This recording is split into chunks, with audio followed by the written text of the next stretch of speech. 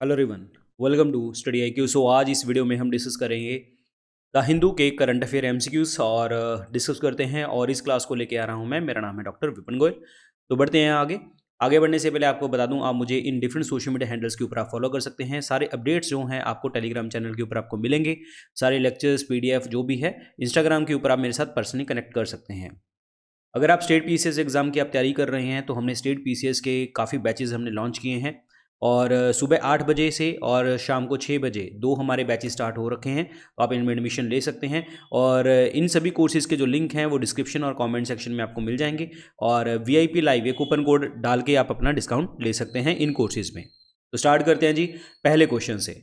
National judicial data grid जो है, इनके बारे में आपको स्टेटमेंट बतानी है कि कौन सी स्टेटमेंट जो है आपकी सही है। नंबर 1 क्या कहता है? This portal is a national repository of data relating to the cases instituted pending dispose of by the courts across the country. कहने का मतलब कोई भी हमारा केस है, चाहे रजिस्टर्ड है, पेंडिंग है या ख़त्म कर दिया है, वो इस जो है नेशनल जुडिशियल डेटा ग्रिड के अंतर्गत पोर्टल में लिखा होता है। यस, बिल्कुल सही ऑप्शन है आपका। तो पहला ऑप्शन जो है आपका राइट है। Number 2, data is updated on a near real time basis by the connected district and taluka courts. Yes, ये रियल टाइम डेटा जो है आपका अपडेट होता है यहाँ पे। It works as a monitoring tool to the identify, manage and reduce the pendency of the cases. बिल्कुल, इसका ये मेन आइडिया यही है कि आप मैनेज करें और जितने भी आपके पेंडिंग केसेस है उसको आप रिड्यूस करें। ये बिल्कुल सही ऑप्शन है। तो आंसर क्या बनेगा? सारे के सारे ऑप्शन जो हैं आपके सही हैं। तीनों के तीनों ऑप्शन आपके सही हैं। और ये चीज़ आपको हेल्प भी करती है कि पॉलिसी बनाने में, और जो भी आपने जो केसेस डिले किए हैं उसको फटाफट से ख़त्म करने में। अगर हम बात करें 2018 की ease of doing business report है।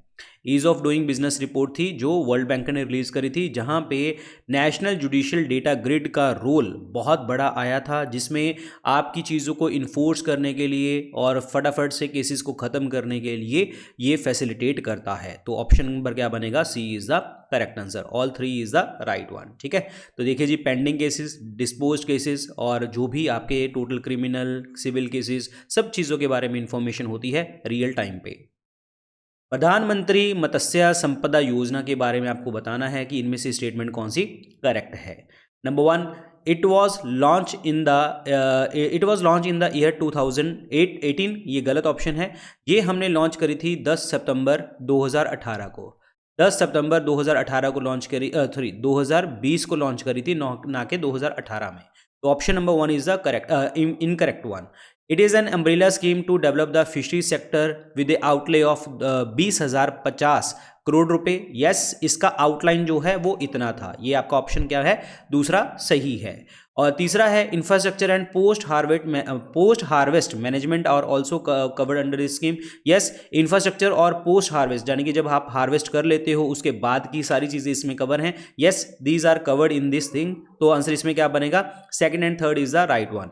अगर मैं मत्स्य मतलब क्या हो गया, फिश के बारे में बात हो रही है यहाँ पे, तो फिश के लिए कौन सा रेवोल्यूशन आया था? ब्लू रेवोल्यूशन देखने को हमें मिला था। और ब्लू रेवोल्यूशन का मतलब क्या है कि हमने सस्टेनेबल डेवलपमेंट करनी थी फिशरी सेक्टर में, और जिसके लिए मत्स्य संपदा योजना स्टार्ट करी गई थी। और ये इसका जो टारगेट है 2020 से 25 तक का टारगेट है कि हम 5 सालों में जो है प्रॉपर तरीके से इसको आगे तक लेके जाएंगे। और इसके लिए जो है इन्होंने जो है प्रॉपर तरीके से आपको जो है इंस्टीट्यूशनल क्रेडिट देने की बात करी थी, और इंश्योरेंस भी प्रोवाइड करने की बात करी गई थी, और साथ के साथ आपको किसान क्रेडिट कार्ड भी देने की यहाँ पे बात करी गई थी। और अगर मैं इसमें बात करता हूं कि अगर सेंट्रल सेक्टर स्कीम की बात करें कि अगर ये सेंटर खुद लगाती है, यानी कि 100% शेयर सेंट्रल गवर्नमेंट का है, तो इसमें जो बेनिफिशियरी ओरिएंटेड स्कीम है, एक्चुअली जो जनरल कैटेगरी के लोग हैं वो 40% उनको पैसा मिलेगा। जो SC ST और विमेन सेक्शन से बिलोंग करते हैं उनको 60% पैसा जो है आपका मिलेगा।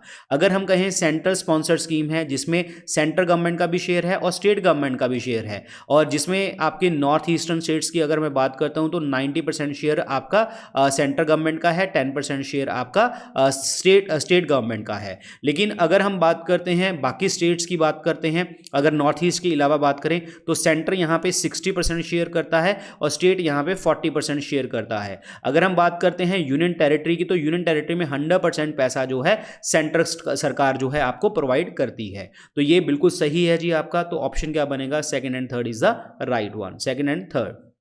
यहाँ पे देखो जी, ये देखो 2024-25 तक 220 जो है LMT I mean fish production को बढ़ाने की बात करी गई है। 20,000 करोड़ रुपए से ज़्यादा पैसे इन्वेस्ट करने की बात करी गई है और फिशरी और फिश फार्मर इनकम को डेवलप करने की बात करी गई है। 55 लाख डायरेक्ट और इनडायरेक्ट एम्प्लॉयमेंट अपॉर्चुनिटी को आपकी बढ़ाने की बात करी गई है अगले 5 सालों के अंतर्गत। This is important one. Next question है registration of the birth and the death amendment act 2023। इनमें आपको स्टेटमेंट बतानी है कौन सी सही है। अभी एक अमेंडमेंट हुआ है एक्चुअली, बर्थ एंड जो डेथ एक्ट है वो है 1969 का, और जिसमें आप जो है बर्थ और डेथ रियल टाइम में आप पता कर सकते हैं। पब्लिक डोमेन में सभी स्टेट गवर्नमेंट के पास चीज़ें अवेलेबल हैं और महाराष्ट्र के साथ जो हैं 24 स्टेट ऐसी हैं, उत्तर प्रदेश, राजस्थान, जो कि ये सारा डेटा जो है रियल टाइम डेटा जो है तैयार करके रखती है। नाउ द क्वेश्चन इज कि इसमें अभी अमेंडमेंट हुआ है, तो ये क्या अमेंडमेंट हुई है? Digital registration of the birth and death on the central portal will start from the 15 अक्टूबर 2023। ये ऑप्शन गलत है। ये इन्होंने बात करी है कि हम 1 अक्टूबर 2023 से ही स्टार्ट करने वाले हैं, तो 15 अक्टूबर नहीं है। तो ऑप्शन पहला तो क्या? Wrong one.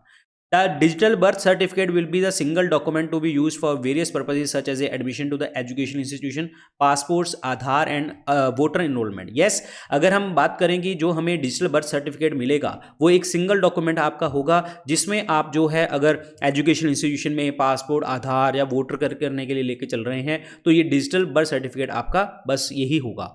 और एक चीज़ मैं आपको बताना चाहूँगा कि अगर आपको बात करी जाए कि अगर ये डेटा सेंट्रल डेटाबेस रहेगा, जब सेंट्रल डेटाबेस रहेगा तो वो अपडेट करता रहेगा नेशनल पॉपुलेशन रजिस्टर को।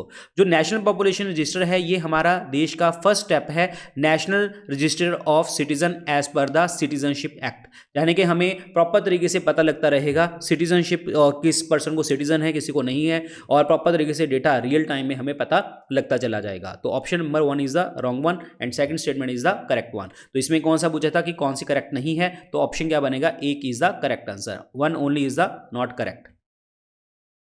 इनमें से किसने प्रेस्टिजियस दुरंत कप जो है 2023 का जीता है? तो वो है जी आपका मोहन बगान।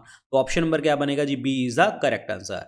एक्चुअली जो दुरंत कप है ये एक एनुअल डोमेस्टिक जो है आपका फुटबॉल कंपटीशन है, और फुटबॉल है, और ये आपका स्टार्ट हुआ था 1888 में शिमला में स्टार्ट किया गया था, और इसको होस्ट करवाने वाली जो अथॉरिटी है वो है Durand football tournament society and all India football federation जो है इसको करवाती है। और अभी मोहन बगान जो है जीता है, तो ऑप्शन क्या बनेगा? Second is the correct answer, जिसमें जो है जिसमें इन्होंने ईस्ट बंगाल को हराया है।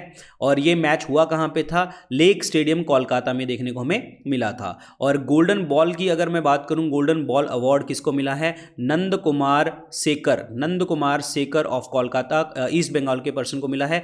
गोल्डन बूट की अगर हम बात करते हैं तो डेविड लालिनजुआला ऑफ मॉमडन स्पोर्टिंग को मिला है। गोल्डन ग्लोव की बात करते हैं तो विशाल केथ को मिला है। वैसे इतनी इंपॉर्टेंट नहीं है ये, ठीक है, क्योंकि जो इंटरनेशनल फुटबॉल वाली चीज़ें होती है ना वो इंपॉर्टेंट होती हैं, golden glove, boot, ball award, but फिर भी मैंने बता दिया आप लोगों को। बट मोहन बगान is the correct one. Wholesale price index के बारे में आपको स्टेटमेंट बतानी है कि इनमें से स्टेटमेंट कौन सी करेक्ट है। होलसेल प्राइस इंडेक्स में नंबर 1 क्या बात करता है? It doesn't concentrate on the goods purchase by the final consumer. ये ऑप्शन आपका जो है सही है कि ये कंसंट्रेट नहीं करता, कि गुड्स परचेज के ऊपर कंसंट्रेट नहीं करता। और ये जो है फोकस किस चीज़ के ऊपर करता है? The price of the goods के ऊपर बात करता है। Number 2, 8 services are not included in this index. Yes, services are not included. और ये डेटा कौन तैयार करता है वैसे? Office of economic adviser. Office of economic adviser, that is the ministry of commerce and industry.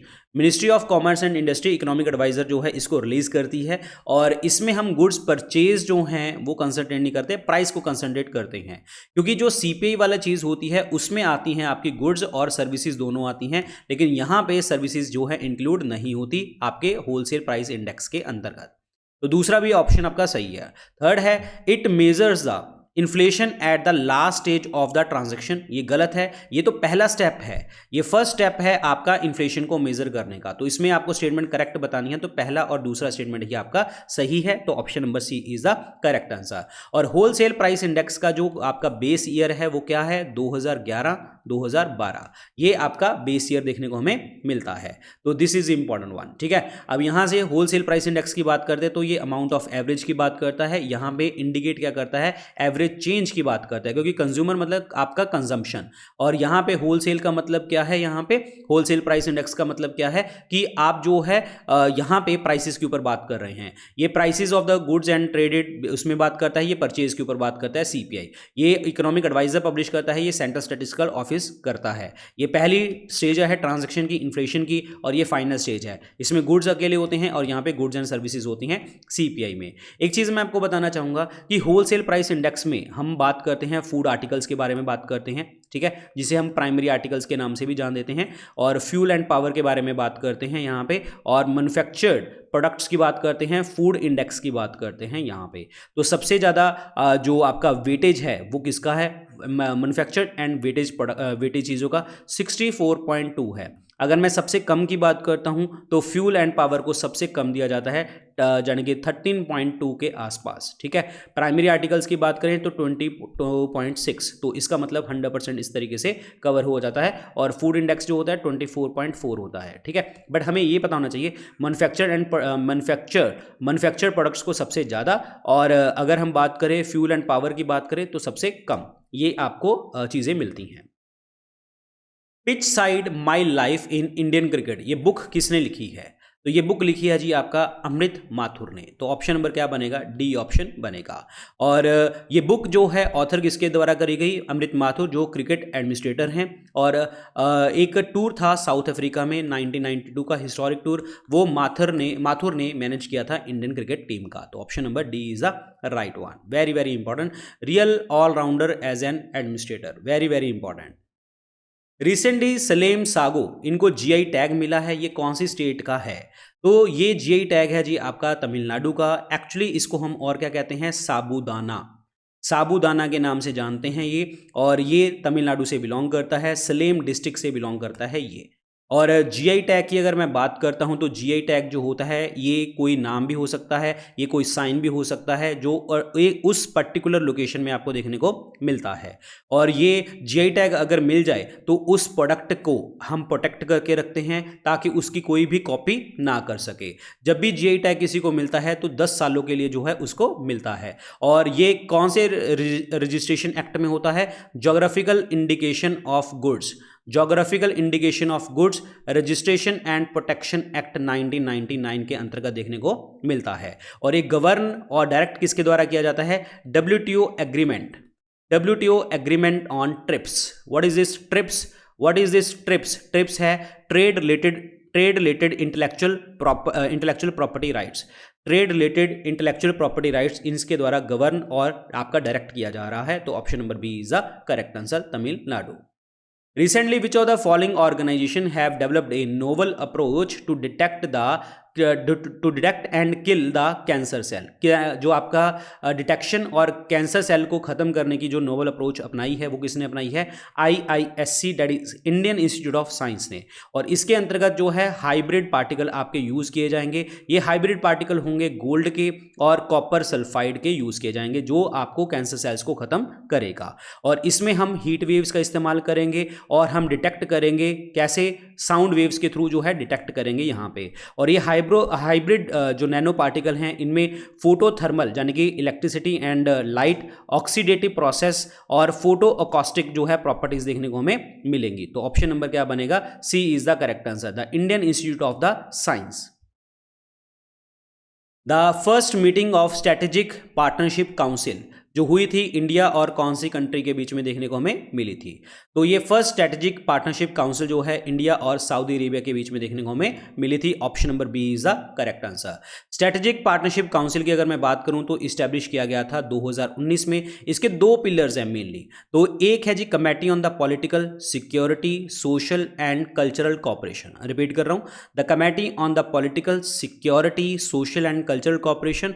एक आपकी कमेटी है इकोनॉमिक एंड इन्वेस्टमेंट के ऊपर। तो ये दो चीजों के ऊपर डील करती है। इस कमेटी में 4 लेवल की इंगेजमेंट देखने को हमें मिलती है। वो 4 लेवल की क्या है? एक तो समिट हुआ करेगा, एक मीटिंग्स हुआ करेंगी, एक मिनिस्टर लेवल डिस्कशन होगी, एक सीनियर ऑफिशियल मीटिंग होगी, एक आपकी ज्वाइंट वर्किंग ग्रुप देखने को हमें मिलेगा। और यहां पे इस सऊदी अरेबिया की स्ट्रेटेजिक पार्टनरशिप काउंसिल के साथ साथ ही अगर मैं बात करूं तो अभी जो है $50 बिलियन जो है आपके वेस्ट कोस्ट रिफाइनरी प्रोजेक्ट में लगाने की बात करी है, जिससे जो है आपका जो रत्नागिरी में आपकी इंडिया की जो अदरवाइज एशिया की लार्जेस्ट रिफाइनरी को बनाने की बात करी गई है रत्नागिरी में। तो $50 बिलियन जो है यहां पे लग रहा है और इसमें 3 लोग आपके पार्टिसिपेट करेंगे। यूएई करेगा, इंडियन कंपनीज रिप्रेजेंट करेंगी और सऊदी इसमें रिप्रेजेंट करेंगी। तो this is very important. Clear? Asia की लार्जेस्ट रिफाइनरी जो आएगी अभी एम है that is in the Ratnagiri. Very important. Option number B is the correct one. The name of the operation carried out by the Indian Armed Forces to merge Hyderabad into the Union of India. Hyderabad को कब हमने India में लगाया था? अभी हमारी 75th anniversary हुई है इस चीज़ की और इसको जो है 17 सितंबर 1948 में जो है इंडियन आर्मी ने जो है इसको कैप्चर किया था against the Nizam forces of Hyderabad और इस ऑपरेशन का नाम था operation polo. Option number D is the correct answer. अब यहाँ पे ऑपरेशन ब्लू स्टार है, इसमें 5 जून 1984 को हुआ था। गोल्डन टेम्पल में खालिस्तानी पर्सन्स को जो है मारा गया था और अमृतसर पंजाब के अंतर्गत। मेघदूत की अगर मैं बात करता हूं तो ये 13 अप्रैल 1984 को देखने को मिला था और सियाचिन ग्लेशियर को कंट्रोल करने के लिए देखने को मिला था। ऑपरेशन कैक्टस की अगर हम बात करते हैं तो इंडियन आर्म्ड फोर्सेस ने किया था मालदीव्स में किया था 1988 में। तो option number 4 is the correct one. Very very important. Which of the following country army is known by the name of Tatmadaw? It's called Tatmadaw. Tatmadaw किसकी आर्मी को बोलते हैं? तो वो बोलते हैं दैट इज म्यांमार की आर्मी को। This is very very important point. Clear? अगर मैं टाटमाडा की बात करता हूं, ये मिलिट्री है म्यांमार की, जिसे हम पहले बर्मा के नाम से जानते थे और इसको एडमिनिस्ट्रेशन कौन करता है? मिनिस्ट्री ऑफ डिफेंस करते हैं और इसमें म्यांमार की आर्मी, म्यांमार की नेवी और म्यांमार की एयरफोर्स देखने को मिलते हैं। और टाटमाडा वर्ड का मतलब ही क्या होता है? आर्म्ड फोर्सेस देखने को हमें मिलता है। अगर मैं म्यांमार की अगर बात करते हैं तो ये आर्मी है जी आपकी, ये आपका झंडा है, वहां का फ्लैग है। तो म्यांमार की अगर हम बात करते हैं तो इनकी जो सबसे बड़ी कैपिटल है वो है नई पैता, ये कैपिटल है। और करेंसी का ही बात करता हूं तो kyat, Myanmar kyat is the currency. Official भाषा जो है बर्मीज देखने को हमें मिलती है। वैसे अगर हम बात करें म्यांमार की तो अगर बताया जाए तुम्हें तो इंडिया और यूरेशियन प्लेट के ऊपर जो है म्यांमार लोकेटेड है south east of the Tibetan प्लेटू में। और ये कंट्री के बीच में जो है अराकन योमा जो है यहाँ पे इनके वेस्ट में देखने को मिलती है और यहाँ पे शान प्लेटू देखने को मिलता है। इधर शान प्लेटू ईस्ट में, अराकन योमा जो है आपका वेस्ट में देखने को मिलता है। अगर मैं ये बॉर्डर कंट्रीज की अगर मैं बात करता हूँ म्यांमार की, तो यहाँ पे चाइना इसके साथ बॉर्डर शेयर कर रहा है, इंडिया इसके साथ बॉर्डर शेयर कर रहा है, बांग्लादेश इसके साथ बॉर्डर शेयर कर रहा है यहाँ पे। ओके, और चाइना कर रहा है, बांग्लादेश कर रहा है, इंडिया कर रहा है और यहाँ पे लाओस बॉर्डर शेयर कर रहा है और उसके बाद जो है थाईलैंड बॉर्डर शेयर कर रहा है यहाँ पे। तो पेपर में आ सकता है। एक बड़ा इंपॉर्टेंट पॉइंट है, म्यांमार की एक रिवर है जिसे कहते हैं Irrawaddy river. Very very important, Irrawaddy river. यहाँ पे इरावडी डॉल्फिन भी देखने को मिलती है। ये मेन रिवर है बर्मा की, म्यांमार की, जो कि आपके बिल्कुल सेंटर से होके गुजरती है, सेंट्रल बर्मा बेसिन से गुजरती है। और मैकोंग रिवर जो होती है वो तिब्बतन प्लेटू से आती है और चाइना को क्रॉस करके यहाँ पे और एट द एंड जो है ये लाओस में आ जाती है। तो कहने का मतलब ये है कि मैकोंग यहाँ से आ रही है, इरावडी यहाँ से आ रही है, तो लाओस में आ जाती है यहाँ पे। तो ये याद रखना है, ये क्वेश्चन इंपॉर्टेंट है। ये लोकेशन बेसिस चीज़ें पेपर में बहुत आती हैं स्टेट पीसीएस यूपीएससी एग्जाम्स में। A territory known as the West Bank, which is often in the news, is situated on the west bank of the which of the following rivers? तो यहाँ पे है Jordan, दिखाता हूँ मैं आपको कैसे जॉर्डन कैसे है। तो यहाँ पे है जी वेस्ट बैंक, और वेस्ट बैंक के जॉर्डन यहाँ पे और इसके वेस्ट में देखने को हमें मिलता है। एक्चुअली वेस्ट बैंक जो है एक लैंडलॉक्ड जो है टेरिटरी है, ये लैंडलॉक्ड टेरिटरी है किसके पास? मेडिटेरेनियन सी के पास। ये है जी मेडिटेरेनियन सी यहाँ पे, ठीक है। तो मेडिटेरेनियन सी के पास जो है ये आपकी लैंडलॉक्ड जो है टेरिटरी है और वेस्टर्न एशिया में देखने को मिलती है। अगर मैं बात करता हूँ यहाँ पे आपका जो डेड सी है, डेड सी के वेस्टर्न साइड के ऊपर यहाँ लगती है और रिवर जॉर्डन के इधर लगती है। ये रिवर जॉर्डन है, ये यहाँ पे लगती है, इसके वेस्ट में लगती है। और अगर मैं जॉर्डन की बात करता हूँ तो जॉर्डन जो है ये वेस्टर्न एशिया का पार्ट है, वेस्टर्न एशिया का, वेरी वेरी इंपॉर्टेंट। और इसके बॉर्डर देखियो जी कहाँ कहाँ पे शेयर हो रहे हैं। तो पहली बात तो इसको सऊदी अरेबिया यहाँ पे शेयर कर रहा है ईस्ट में। इराक जो है आपका इराक जो है यहाँ पे बॉर्डर शेयर कर रहा है, that is in the north east में। सीरिया जो है आपका नॉर्थ में शेयर कर रहा है। पैलेस्टीन वेस्ट बैंक की बात करें, ये पैलेस्टीनियन वेस्ट बैंक है जो आपका यहाँ पे शेयर कर रहा है बॉर्डर। और डेड सी की बात करें तो ये वेस्ट में बॉर्डर शेयर हो रहा है यहाँ पे। और this is very very important, ठीक है। और यहाँ पे जो गल्फ ऑफ अकाबा है ये वाला, द गल्फ ऑफ अकाबा जो है ये सेपरेट करता है जॉर्डन को किससे? इजिप्ट से। तो जॉर्डन और इजिप्ट जो है आपके गल्फ ऑफ अकाबा से आपके सेपरेटेड हैं, वेरी इंपॉर्टेंट। और यहाँ पे जॉर्डन की अगर मैं बात करूँ कैपिटल की तो यहाँ पे अम्मान, यहाँ पे नहीं लिखा हुआ, ये लिखा हुआ है Amman is the capital, very important. Major tourist destination देखने को हमें मिलती है। डेड सी जो है यहाँ पे जॉर्डन के और इजराइल के बीच में, डेड सी जो है आपका इजराइल और जॉर्डन के बीच में देखने को हमें मिलता है, the lowest land point on the earth.